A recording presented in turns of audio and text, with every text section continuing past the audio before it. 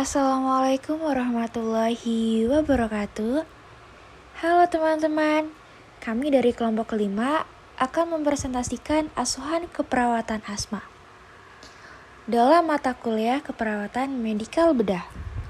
Dan sebelum masuk ke materi, saya akan memperkenalkan satu persatu anggota kelompok kami. Tak kenal maka tak sayang, maka perkenalkan anggota kami yang terdiri dari saya sendiri, Jesslyn Octavia. Yang kedua ada Esa Putri Alia.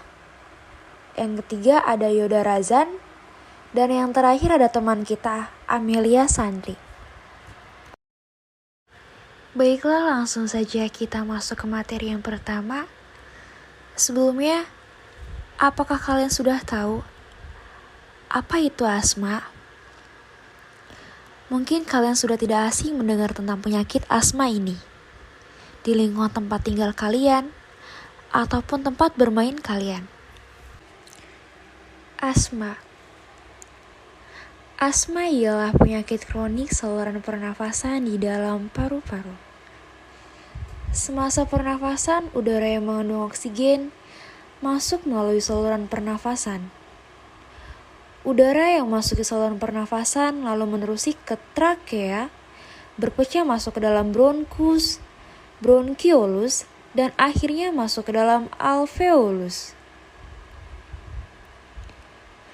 di mana pertukaran gas akan berlaku. Asma adalah gangguan atau halangan pada pernafasan akibat dari peradangan dan kesempitan bronkiolus. Dan selanjutnya, apa sih yang dialami oleh penderita asma? Penderita asma akan mengalami sukar bernafas, pernafasan cepat dan pendek, serta terdapat bunyi desiran atau wheezing, dan akan muncul saat melakukan aktivitas berat. Dan apa sih penyebab dari asma itu sendiri? Asma dapat disebabkan oleh debu, bulu hewan, perubahan cuaca, dan asap rokok. Obat-obatan yang menyebabkan penyakit asma. Yang pertama ada obat inhibitor, prostaglandin atau NSAID. Kedua ada obat-obat antagonis, simpatis yang B1, seperti antagonis reseptor beta 1, adrenergik, obat hipertensi, dan obat jantung. Dan yang ketiga ada zat-zat hasil industri seperti obat anti serangga. Asuhan keperawatan penyakit asma. Format pengkajian keperawatan medikal bedah. Yang pertama, identitas pasien yang berinisial pasien Nyonya S. Pekerjaan ibu rumah tangga, usia 37 tahun, nomor RM 070336. Jenis kelamin perempuan, tanggal pengkajian 28 April 2020. Agama Islam, status pernikahan menikah. Penanggung jawab berinisial Tuan R, usia 38 tahun, jenis kelamin laki-laki, pekerjaan karyawan swasta, hubungan dengan pasien suami. 2. Keluhan utama. Pasien mengatakan batuk berdahak dan sesak nafas, serta badan terasa lemas. Yang ketiga, riwayat kesehatan. Riwayat kesehatan sekarang, pasien mengatakan datang ke RSUD X pada tanggal 27 April 2020 pukul 21.00 waktu Indonesia Barat. Dengan keluhan batuk berdahak sejak 1 minggu sebelum masuk rumah sakit dan sulit untuk dikeluarkan. Nafas sesak sejak 3 hari yang lalu dan badan terasa lemas. Pasien mengatakan sesak timbul saat pasien melakukan aktivitas berat. Setelah dilakukan pemeriksaan oleh dokter, pasien dianjurkan untuk dilakukan rawat inap dan pada pukul 24.00 pasien dipindahkan ke ruang perawatan.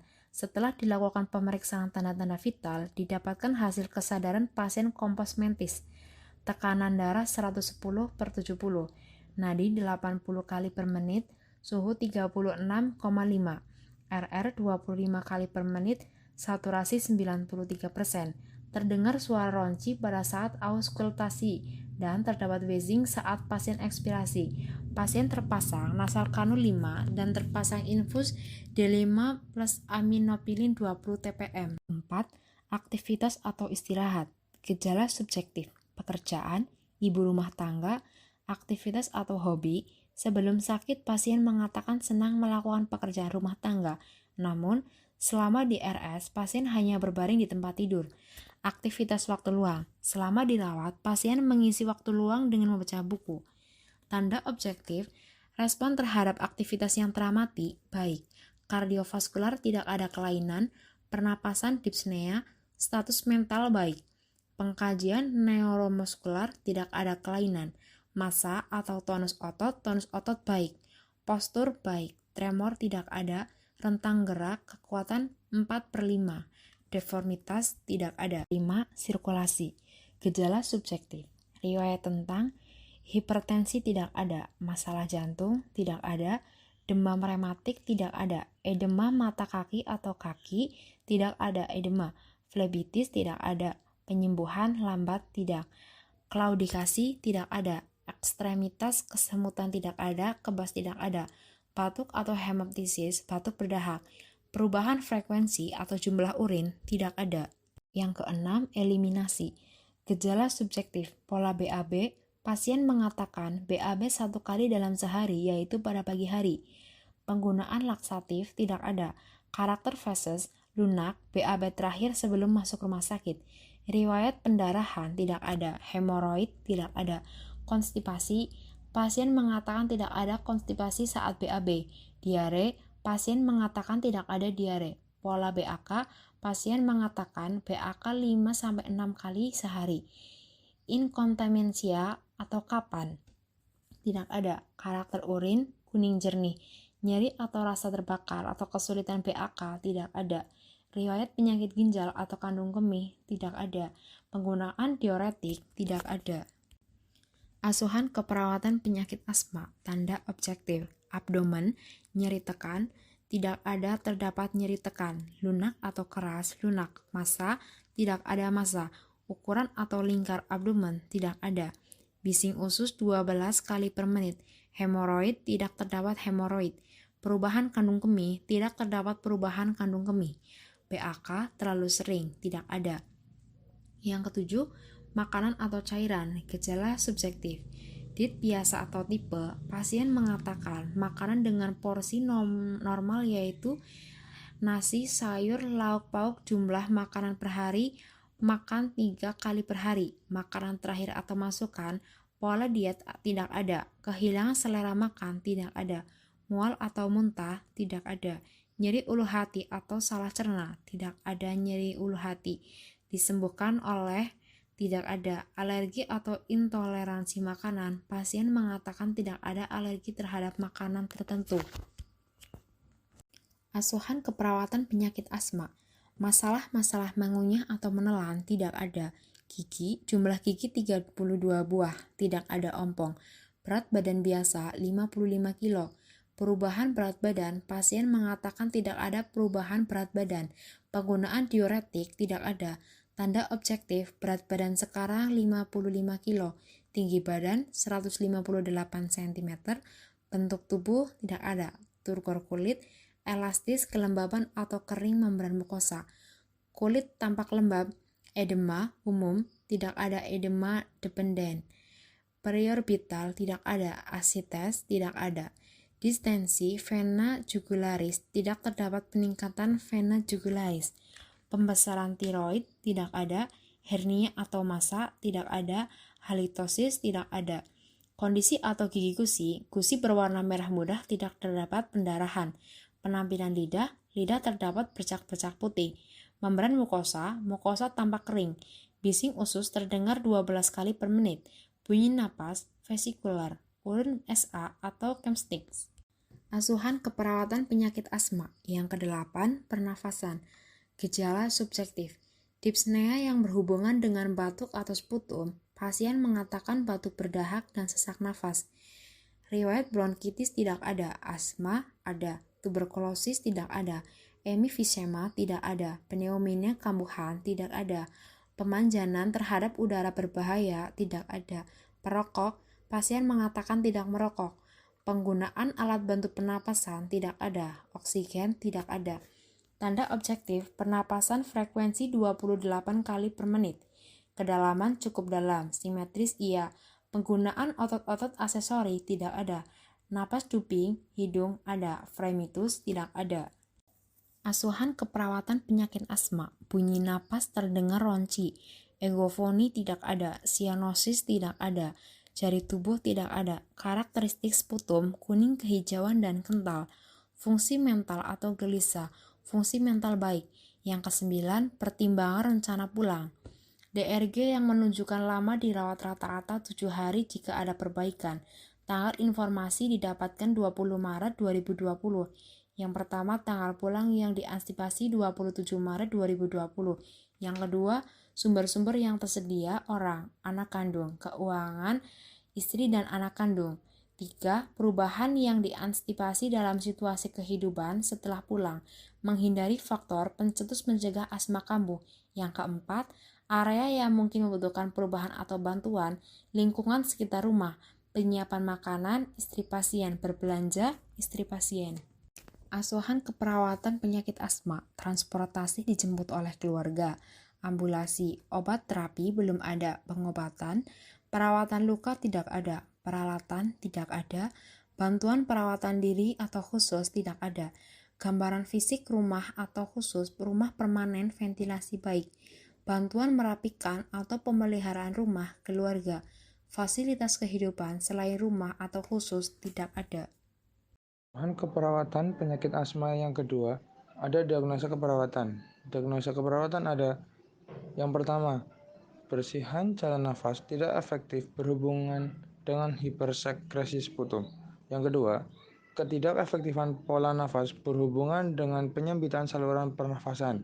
Yang ketiga, intoleransi aktivitas berhubungan dengan terganggunya ventilasi ke seluruh tubuh.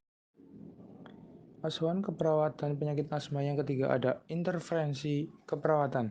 Diagnosa keperawatan kode D0149. Bersihan jalan nafas tidak efektif berhubungan dengan hipersekresi sputum. Tujuan, bersihan jalan nafas L01001. Setelah dilakukan tindakan keperawatan selama 3 kali 24 jam, diharapkan bersihan jalan nafas pasien menjadi efektif dengan kriteria hasil. Yang pertama, produksi sputum 5 menurun. Yang kedua, mengi 5 menurun. Yang ketiga, wheezing 5 menurun. Yang keempat, frekuensi nafas 5 membaik. Yang terakhir, pola nafas 5 membaik. Interferensi, latihan batuk efektif I01006. Observasi, identifikasi kemampuan batuk. Monitor adanya retensi sputum. Selanjutnya ada terapeutik. Atur posisi semi-Fowler atau Fowler. Pasang perlak dan bengkok di pangkuan pasien. Buang sekret pada tempat sputum. Edukasi. Jelaskan tujuan dan prosedur batuk efektif. Anjurkan tarik nafas dalam melalui hidung selama 4 detik. Ditahan selama 2 detik, kemudian dikeluarkan dari mulut dengan bibir mencucuk atau dibulatkan selama 8 detik. Anjurkan mengulang tarik nafas dalam hingga 3 kali. Anjurkan batuk dengan kuat langsung setelah tarik nafas dalam yang ketiga. Selanjutnya ada kolaborasi. Kolaborasi pemberian mukolitik atau ekspektoran jika perlu rasional. Kode D0149. Bersihan jalan nafas tidak efektif berhubungan dengan hipersekresi sputum. Bersihan jalan nafas L01001. Setelah dilakukan tindakan keperawatan selama 3 kali 24 jam, diharapkan bersihan jalan nafas pasien menjadi efektif dengan kriteria hasil. Produksi sputum 5 menurun. Mengi 5 menurun. Wheezing 5 menurun. Frekuensi nafas 5 membaik. Pola nafas 5 membaik. Latihan batuk efektif. Observasi. Identifikasi kemampuan batuk. Monitor adanya retensi sputum. Terapeutik. Atur posisi semi-Fowler atau Fowler. 5. Pasang perlak dan bengkok di pangkuan pasien. Buang sekret pada sputum. Edukasi. Jelaskan tujuan dan prosedur batuk efektif. Anjurkan tarik nafas dalam melalui hidung selama 4 detik. Ditahan selama 2 detik. Kemudian dikeluarkan dari mulut dengan bibir mencucuk. Dibulatkan selama 8 detik. Anjurkan mengulang tarik nafas dalam hingga 3 kali. Anjurkan batuk dengan kuat. Langsung tarik nafas dalam yang ketiga. Kolaborasi. Kolaborasi pemberian mukolitik atau ekspektoran jika perlu. Observasi. Untuk mengkaji kemampuan pasien mengeluarkan sputum. Sputum sulit untuk dikeluarkan pada beberapa pasien. Terapeutik. Memaksimalkan ekspansi paru agar sputum yang akan dikeluarkan tidak berserakan. Sekret dapat menularkan penyakit jika dibuang pada tempat terbuka. Edukasi. Agar pasien mengetahui cara batuk efektif. Untuk memaksimalkan pemasukan O2 dan pengeluaran CO2 serta agar mengatur nafas saat halasi, membantu dalam meningkatkan kenyamanan serta memaksimalkan pengeluaran sekret. Kolaborasi untuk menurunkan kekentalan sekret. Diagnosa keperawatan. Kode D0005. Pola nafas tidak efektif berhubungan dengan wheezing. Tujuan. Pola nafas L01004. Setelah dilakukan tindakan keperawatan selama 3 kali 24 jam, diharapkan pola nafas lebih baik dengan kriteria hasil.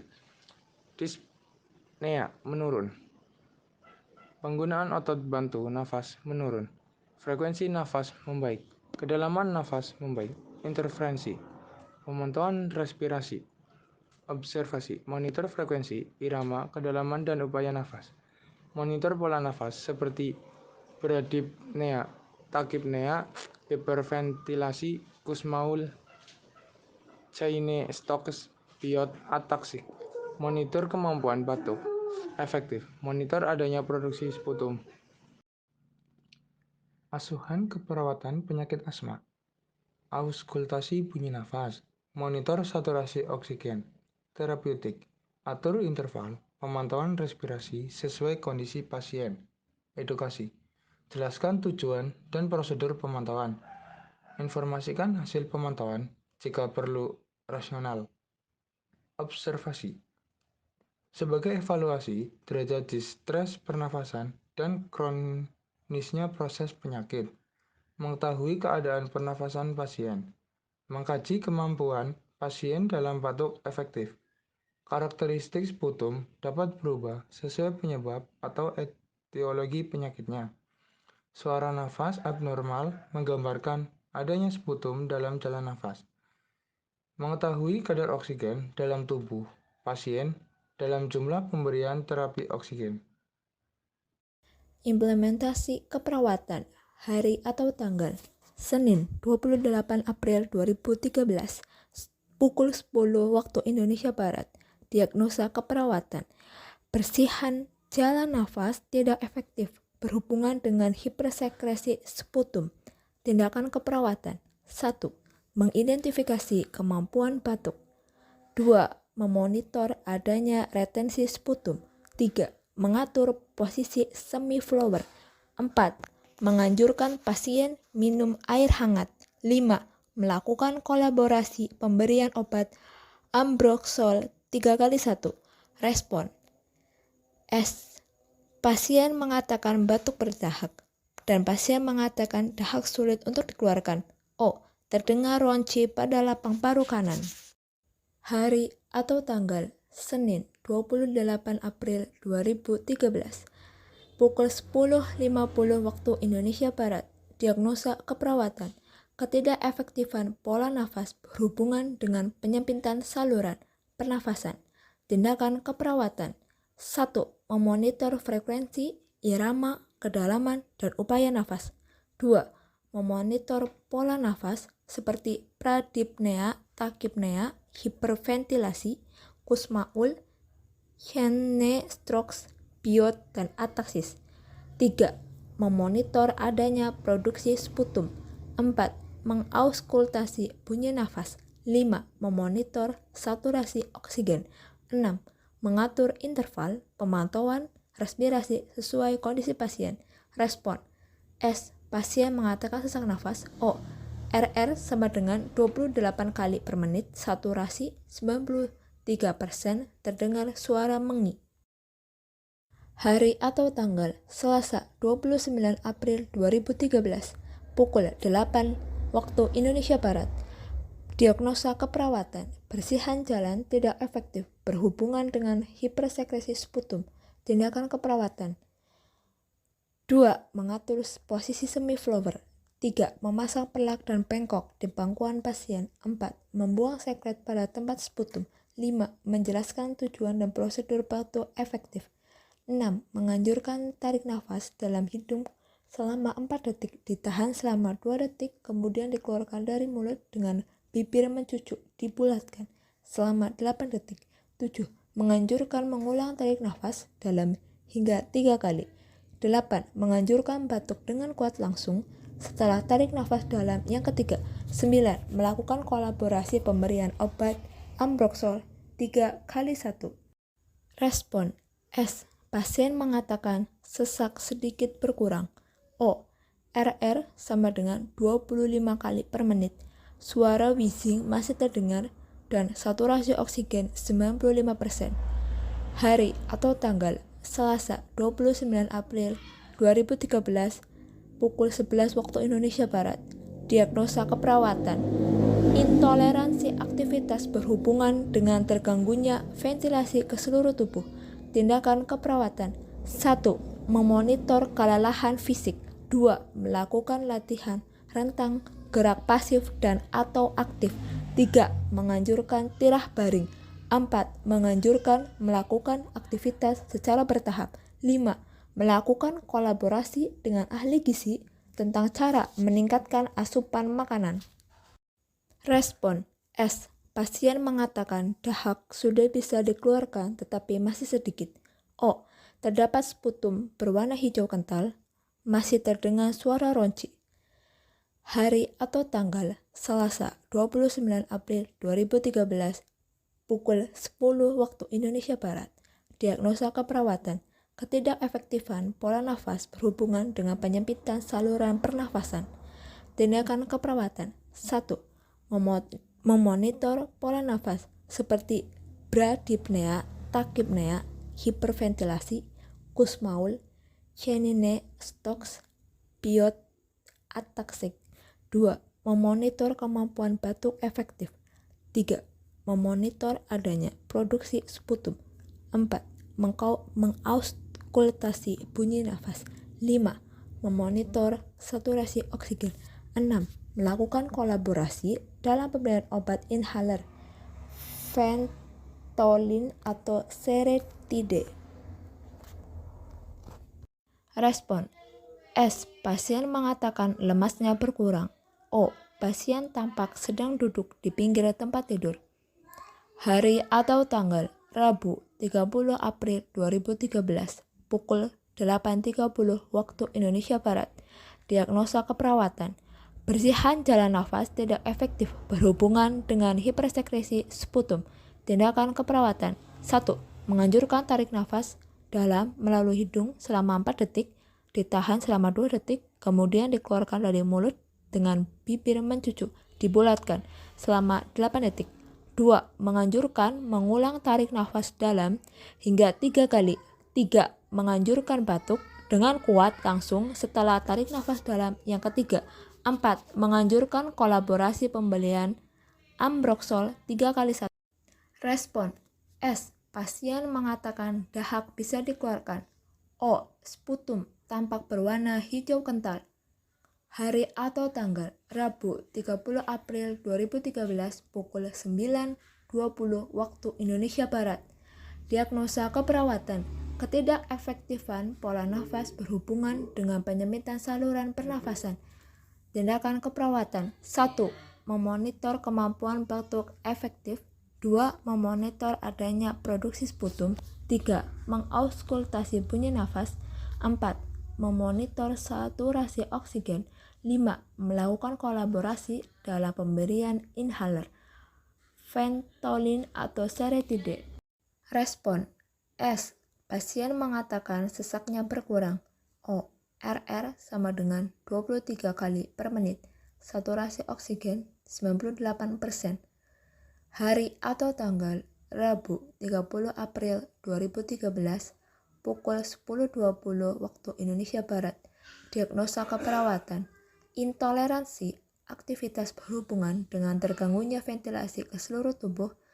Tindakan keperawatan. 1. Melakukan latihan rentang, gerak pasif dan aktif. 2. Menganjurkan melakukan aktivitas secara bertahap. 3. Melakukan kolaborasi dengan ahli gizi tentang cara meningkatkan asupan makanan. Respon. S. Pasien mengatakan badan sudah tidak lemas. O. Pasien tampak bisa berjalan ke kamar mandi. Evaluasi keperawatan. Tanggal 31 April 2013 pukul 9 waktu Indonesia Barat. Diagnosis keperawatan. Bersihan jalan nafas tidak efektif berhubungan dengan hipersekresi sputum. SOAP. S. Pasien mengatakan masih batuk berdahak dan pasien mengatakan dahak sudah bisa dikeluarkan. O. Masih terdengar suara ronci dan terdapat sputum berwarna kehijauan. A. Masalah teratasi sebagian. P. Lanjutkan intervensi. Tanggal 31 April 2013 pukul 9.30 waktu Indonesia Barat. Diagnosis keperawatan. Ketidakefektifan pola nafas berhubungan dengan penyempitan saluran pernafasan. SOAP. S. Pasien mengatakan sesak yang dirasakan berkurang. O. RR sama dengan 21 kali per menit. Saturasi oksigen 98%. Sudah tidak terdengar wheezing. A. Masalah teratasi sebagian. P. Lanjutkan intervensi. Tanggal 31 April 2013 pukul 9.40 waktu Indonesia Barat. Diagnosis keperawatan.